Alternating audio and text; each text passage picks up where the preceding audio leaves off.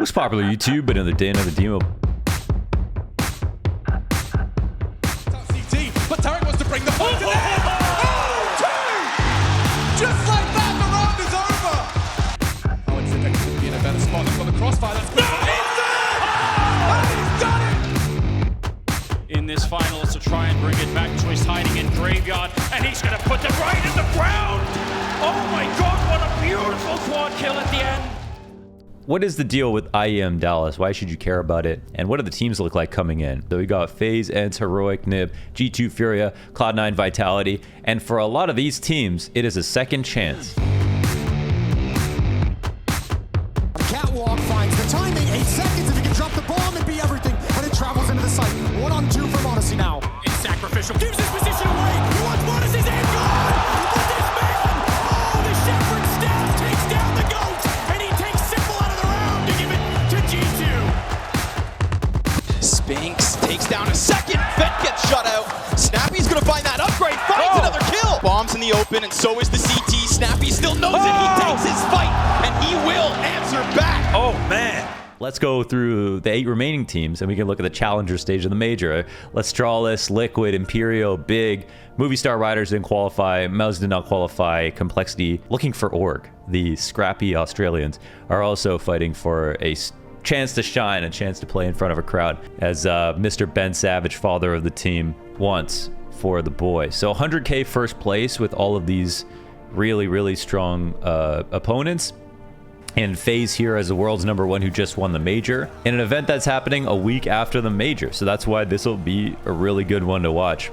Who's going to win this event? Well, of course, FaZe are. They're the best team in the world, and the other grand finalists aren't here. But can anybody challenge them is something we need to know. Can it be ENCE? Can it be Heroic? Can it be NIP? Can it be G2? And I think all of these teams are going to be incredibly hungry. Who's satiated? Kerrigan. He just won a major.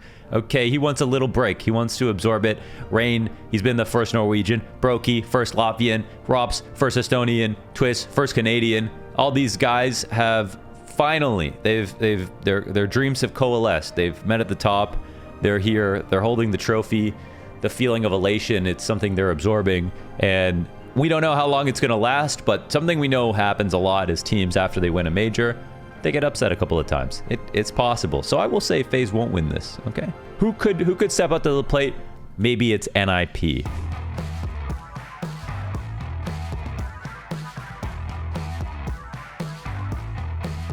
Don't give them the fight. You know they have the control room. Oh, through the smoke though. Trying to hunt down Rez. Oh, wow. Swivels into the second. Gets them both down. Ever closer to that A site with utility, it sells the fake because that's what that is. Oh, they've starved them. There's no choice but to bite. Hampus now has to deal with everybody coming in his direction. Kerrigan was in this spot before. 2, Fight 3. a bomb only. A few He bullets. continues to tap. It's Rops that stop. Quarterfinalists from the major who went up against FaZe. That's the game I casted, actually. That's pretty cool. NIP played some incredible CS. NIP under DJL clearly have become a solid tier 1 team. I didn't even feel comfortable calling them tier 1 for a bit with the way that they were playing CS. All right, the worst thing I had to say about them is them playing Overpass was their best map that they didn't even play well, okay? And they would get beat down by good teams. But now, NIP are in the same bucket as almost ENCE, I would say. No elite opper, Esatag, still inconsistent. You know, he finishes out of the major as a player who both impressed, but also receded to the mean. I mean, he had big maps versus strong opposition, including keeping up with Simple in a map versus Na'Vi, destroying ZywOo in their map on Overpass, but then also, you know, having some bottom frags, having some like regular, you know, not so elite opera status performances. And that kind of echoes what we saw from Hades as well. Some good maps, not bad plays, some stand-up performances, but nothing like way up there. But the teams as a whole have made up for it by being incredibly thorough on T side, showing that they can push strong teams to their limits, make up for the fact that they maybe don't have some of the talent that, like, think about FaZe, man. They got 3 players who are probably going to end top 10 this year. So being able to keep up with them is actually unbelievable. Oh, let's go one step over, okay, to number 4. We got Heroic. They're just trying to outmaneuver each other until the final throws and hope that they've done exactly this. For redemption. First found, a lot more progressing. Oh, for a Cadian to put them onto 15. Clear it through! And there you have it! Puts the A, W, and P in Antwerp! Who also quarterfinalists, you know. Unfortunately, they ended up losing in quarters as well because the two quarters were incredibly difficult. It was Nip versus FaZe and it was Na'Vi versus Heroic. Heroic nearly beat Na'Vi. Yes, they got pieced up on Nuke on the third map, but in map number 2 on Ancients, they almost performed that T-side comeback to actually secure the win. It was close, man. It was very, very close, and there was a chance that Heroic could have pulled that off even without Nuke. Now, we got to Nuke. Of course, Na'Vi were like, fine, let's go. Gloves off, crack the knuckles. It's time to go. You beat us on LAN in a studio on Nuke. Yeah, try this in front of a crowd. I know you're going to crumble, and they damn sure did. It wasn't even close. Heroic, they're hungry as hell, okay? They're looking for a deep run on stage, and they were able to get to the semifinals back at Stockholm. So in a sense, they've recessed to go to quarters, but at the same time, they had a much harder quarters this time around. ENCE are a team. Okay, let's go over to ENCE, who made it to semifinals. Solid out as he rounds the corner. These boys are going up against the whole world. The door will surely swing open. They'll have to check this, have to push this grey screen. One of the two found. A quick fake as well. Knows where he is, and Well the bullets played. are found. Spinks saves ENCE. Clutch asked and demanded of Diha, and he's already got the first. There's one more to go. He's only got 30 HP. Chad, a single bullet, and ENCE are off to the top 8. The playoffs are the major, the first for all 5. And honestly, they were probably third on my list after the quarters ended for teams that could end up in finals, that could win. Okay, ENCE versus Na'Vi had me on my toes for a second. I was like, wait, let's see. But Na'Vi slowly picked him apart, slowly whittled him down, slowly eroded their confidence, ended up beating them 2-0. Clearly looked like the better team by the end of it. Was hoping for a more exciting match, but honestly, Na'Vi were mostly in control of that. Too many players for the first time on stage. Oh my god, ENCE are playing with a Polish core this time around. One of the guys who's missing who might be really key is Spinks. Okay, as cool as it is, we got a Polish core with Snacks making his appearance at IEM Dallas once again. They have no Spinks, who is their hard carry, their best player. Diha is right behind him and was keeping up on the stats of top players in the major. They probably need Spinks. This is going to be really fun to watch, okay? For those of you who don't know, Snacks the bear of Poland, okay? One of the biggest people I've ever seen in my life. I mean, he's not just thick, dude. He is tall and he is enormous. And once there's a little video of him hugging Mihu, almost made him disappear. It was adorable. I'm rooting for them to go all the way, but that's going to be tough. So yeah, maybe ENCE are not in the picture for what team can win, which means there's even more room here for potential for Heroic, potential for Nip. G2, God damn it, G2. At all 5 quite quickly to jive over towards B, and up long they run. Nico's already spotted them and they're coming in. Okay, let's see how they can handle business. Alexi already missing shots. Nico the opposite. 2 clicks, 2 heads, and more to come. They're on his ramp and he is already hitting everything. He's made a meal of it. It's only one man. Jax snaps into 2, and it's now a duel. The time on his side. If he could just survive, it's Keserato trying to close the gap. Survival, it might have been enough. Oh, he got... Oh, man. Dude. Monacy, I mean, good thing they paid for Monacy. Otherwise, these guys, they wouldn't have even made it to... They wouldn't even made it to Legends, okay? What the hell are we watching sometimes, dude? Like, they're so stacked, but like, man, people were taking turns being quiet. I mean, this was not even a strong Legend stage from Nico overall, even though he was good. Alexi had too many maps where... Calling aside, okay? Like, there is a myth about the calling that he's not getting enough rounds on T side and all this stuff. He is. They are actually putting up good halves on T side, except that qualification game versus Furia. That didn't go so hot, did it? On Ancient. Jax, people are calling for Jax's head because he quick switched at the bottom of Banana on Ancient. But what's not fair about that is maybe Jax isn't the smartest player on the team, okay? In terms of court IQ, okay? You wouldn't call him that. But at the same time, he was pretty reliable throughout a lot of their matches, to the point that I don't think the light needs to necessarily be shone on him. There is a thought that maybe Yakinder could replace. In fact, Yakinder would be a direct replacement for Jax, yes. But I mean, Jax looks like a movie star. You can't just get rid of him, right? Right? Alexi needs to not have 30 ADR maps, okay? I feel like Alexi's going to fall into the Kerrigan trap of having such good teammates that he doesn't feel like he needs to perform at all. Alexi has individual skill. I've done multiple demo reviews of Alexi getting high scores on frags, insane halves, huge amount of utility damage. He can carry, but on this team, it feels like he's so focused on being a good caller that now his individual level has just dropped off a cliff, and it's not good enough. He had a 30 ADR map versus Imperial. Even though they win, man, that's alarming. That's not good. I think he did the exact same thing versus Outsiders in one of their matches. That's not good enough, okay? You can't play 4v5 these days. No matter what, if you play with the Kovac bros, you still can't play 4v5. Modesty is the best player on the team. Hunter's the best player on the team right now. Nico's good enough, but dude, you need all 5. Also, I don't know why, but Xtaz came out of this roster. He started to get comfortable. He was calling off the tack pauses. He's not calling off the tack pauses anymore. What happened to that? They need the leadership. Furia gonna be ever hungry. Drop to disrupt, flashed off, hard clears for G2, and it's Jax, his first victim. 10 seconds, Nico has to find it, drop! He could be doing it all for Furia, all alone on the side, takes down Modesty, and that's the drop shutdown! Pulls it out of absolutely nowhere! Okay, Rio just got announced. I tweeted out, Furia will win Rio. Of course, that's there's a very low percentage chance that actually happens, but I want a Furia major badly.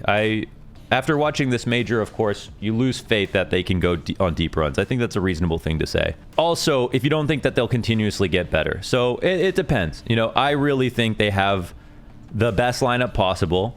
Now it's really just about finding out if their style is going to hold up. If their style is going to be viable at the tier 1 versus the best teams in the world. I don't think they're scared on LAN. I think they know exactly what they're doing. I think they have very good players that stick to the game plan. They believe in the system, everything like that. But the question is with Furia, is there a limit to what they can get away with in their style? I want them to win because I want CS to be fun to watch. Furia are incredibly fun to watch. And I want multiple styles to be viable. I love Cloud9 just as much as I love watching Furia play for 2 different reasons. But if everyone played like Cloud9, this game would die. All right. If everyone played like Furia, man, it might not be fun to watch either. It's a little bit too crazy. But I like the idea that both these rosters could maybe win. I want something on the extremes as well as in the middle. That would make CS beautiful. That we could prove 8 years in that anything is still possible. So I want the Furia project to work. I really do want a major for them. I was being facetious, maybe like in the sense of like who's truly got the best odds. Like, because right now I'd still say FaZe. But I want it for them. Hey, they made playoffs twice in a row. I think that's actually really good. Cloud9, what a choke. Oh my god, they got smoked by Imperial. It's only Shiro left standing. Gonna come down to the 1v1. Clash of the Orpas and Fallen's playing with him. Over on the short side. Oh, he's sticking the bomb. Fallen's gonna swing it. Oh, Shiro nails the shot. It's a nail biter. Is there time? Or have Imperial done it? They have. Oh man, triple OT. They really screwed the pooch on this one. Playing against FaZe on Nuke, letting Nuke go through because of human error. That whole veto thing made no sense to me. If they did it in person, how's it possible that they could have let Nuke through? I don't know. They look good for 8 rounds. That's about it. Whatever, okay? It doesn't matter. That doesn't matter. They lost to Imperial, okay? And Imperial played extremely well, for sure. But we are still talking about a team that entered this number 81 in the world, where Cloud9 were literally signed as number 9, and before this, I think they just moved down, right? Number 4. I mean, it's an enormous upset no matter how you look at it. The resilience of the veterans, that's what's key here. So what we're talking about with Cloud9 is trying to answer that question, though. Is their style going to work on LAN in the long run? Or is it based on fear that you lose to teams like Cloud9? Because what we saw that was amazing from Imperial was that when they didn't respect Cloud9 in all these different spots where they try to be stingy with grenades and they throw one flash, but they're not really there, and they're like all over the map, teams that are scared of them, well, the map will shrink right before their eyes, and then they'll end up getting crushed in the last 10 seconds. Fallen, the way he called against Cloud9 was perfect. Every time he thought they weren't actually there, they went and reclaimed the space. That's classic Fallen style calling. And that call, I feel like that was a signal to the rest of the scene, honestly. Listen, push them. You know what I mean? Push Cloud9. And Cloud9, they play this perfect style that, you know, you get them in front of a crowd and you can't hear footsteps anymore. Is their vertigo going to be that strong? Are these late round situations going to work out? Is it going to be more nerve-wracking to play the way they do? Vitality, bro, Vitality. 1-2 on the monster, but they've still pushed up. This player's running with their knives out, they have no idea. And Mages with 3 deeks shuts the round down. Shush can do little but try running, and Mages smacks him upside the head. Vitality, what do you do with this information? Mages has had a great game so far with the pistols, and he goes in again. I feel like we're about 10 seconds away from Vitality making a roster move, and I don't even know who you would change. All right, this is another team. I mean, seriously, like, everyone is so inconsistent, and ZywOo, as much as his stats are decent and actually very good still, I was saying, I was simping before. I was saying, okay, ZywOo, he's still the second best player in the world, no matter what people say, the stats, whatever. You watch the games, man, and ZywOo, he's doing stuff. He's good. He's probably the best player on the team. He is the best player on the team and the most consistent. But it's still not that much. He's not taking over the games. He really isn't. And right now, he doesn't have much help. I know this is crazy, but I want a French Vitality again. And I want a Polish ENCE. I'm just talking. I don't know what's going on with Vitality. I don't expect much from them here at Dallas. I feel like they're a team that's going to cause one big upset or one deep run every 6 months with this roster, but outside of that, we'll fail. And I don't know why. I thought they were going to win the last major about 4 or 5 months ago, but dead wrong. I used to just point to Masuda. I used to say, Masuda, he's not good. He's like good on pistol rounds and he's good at least 3K spray downs. But whenever there's like 5v5 with like nades involved, it felt like his impact was so all over. It was so parabolic and honestly was dragging the floor down. Apex's volatile style. Sometimes it was amazing. Sometimes he'd use it to beat, you know, destroy Navi's nuke streak on LAN. And then other times he would like shoot, run around a box, be heard the whole time, peek again, die. Rotations are messed up. Whole map sucks, and everyone else looks bad because of it. I feel like there's just a lot of inconsistent players on the team, man. I don't know. I don't understand it. Maybe Dupree and Magisk and Zonic need to speak French. Maybe that's it. Well, speaking of a homogenous lineup, we've got Astralis as well. CT side, man, this is where this guy does his best work. It's not over yet. That nade gonna bring them even lower. Still being very measured as to how he approaches this one. Sneaking his way in now. Naf's going to try swing on the contact blade. First man gone! And there it is, the 1v2. Xyp9x on his 15th negative event in a row. Sub 1.0 rating. That's not good. That's really not good. I don't know. People aren't scared of Xyp9x anymore, are they? I mean, I feel like he just doesn't have that LAN scary aura. If you guys didn't know, back in 2018, basically, this guy could not lose a 1v1. Even if he tried, I feel like he could literally take his hand off the mouse and they would die. He could win 1v2s easily. He was to the point that you'd watch him on LAN in a 1v3 and you felt like it's 50-50. That's the kind of presence Xyp9x had. We are a far cry away from that. Ain't nobody scared of Xyp9x now, and he is never known for his aim, so he's struggling to stand out. The rest of this roster is doing okay. Farley, it's actually not as good as he should be. Config is way too inconsistent for how good he is. And Blame F is one of the best riflers in the world. And it's basically the only reason Astralis is relevant right now. It's another team full of inconsistent players. I will say the team clearly has gotten better. With Trace, I feel like has been a good coach. And things like they're ancient, like they've made a name to be the best ancient team in the world off the back of like Config's performances and stuff. There's some redeeming qualities to this roster. They're not completely lost, and they could be getting better and better. Farley's a little inconsistent. Config's a little too inconsistent for being like a second starter Blame F, and Xyp9x is way too consistent at being... I'm not gonna say it. Anyways, Liquid Shocks. Is this the Nitro redemption arc though, man? He's been the driving force behind all of this. Trying to go through this CT smoke. Config low on the other side. Nitro with a third. This is the redemption. Just Zip left to beat. Flash goes out. Nitro goes over, and that's so damn clean. Wait, Shocks is, I guess he's not off the team, so this could be I kind of called for Shocks' head at the major. I felt bad about it, but I was really just being honest, and I wasn't saying that Shocks is playing badly, per se. Shocks on Liquid, I feel like just doesn't make sense. I guess that much is obvious. He's always played rotator spots. They've stuck him in every anchor position. He hasn't been good in these anchor positions. Struggled in pit on Inferno. He struggles on B on Dust 2. He struggles on Vertigo B side. He struggles basically every BM Rush, everything, whatever it is. It's always been struggles here for Shocks on Liquid, and it's because he's never played. Like, dude, Devil Walk put it to me this way. Why would you ever put someone who can't sit still in real life in an anchor spot? Bro, have you ever tried to play an anchor spot on a team as somebody who's used to rotating? It's insane. Like, the concentration required to be a good anchor is hard. It's crazy.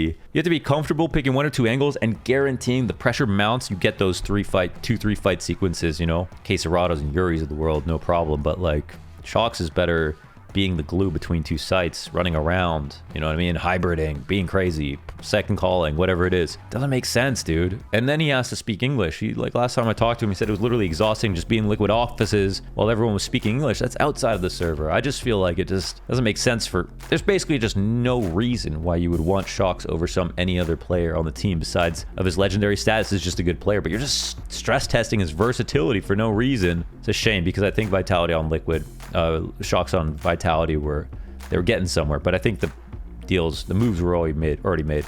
Imperial, man. Shiro with the leg, not the killing blow. Will put a stop to the plot. They got a chance. They're running in, running out of time. Or Imperial, but somehow they do it. Seconds to spare, and they send Cloud9 packing. What can Imperial do, man? I'm done sleeping on Imperial, man. I didn't think that they really cared about winning. I won't lie, you know. People accuse me of hating on Brazil. I'm a huge fan of Furia. My favorite team to watch, Furia and G2. Although G2, man. I don't know. Anyway, you know, it's the messaging, the last dance. Like, it kind of felt like I've just seen it before, Honorous with Taz and Neo and, you know, Dignitas.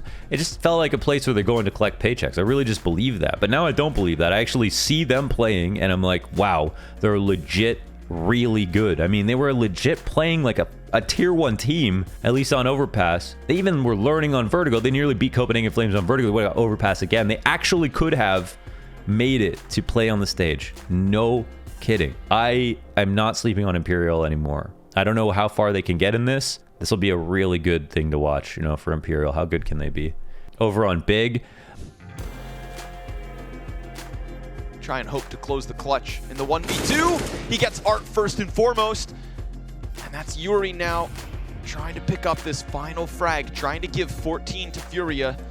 Yuri's kind of lost track of him, worried about the push, but Yuri will get 1 chance at this duel. He's got lesser health. Big, I need to catch up with them a little bit because I actually was super on the Kimbo Slice train. Okay, in their qualifying potential match, they lost against Vitality, 2 overtime games. That sucks. Losing to Vitality, I mean, even if it goes to overtime, they lost to Vitality, dude. I mean, I had the Vitality to go through. They didn't go through. I had Big 3-0. That's also, I'm delusional. Okay, lost to Furia, lost to Na'Vi. No shame in losing to Na'Vi. And they actually beat Imperial. So, I mean, they are like the best team in the world. No idea what to expect out of Big coming into this.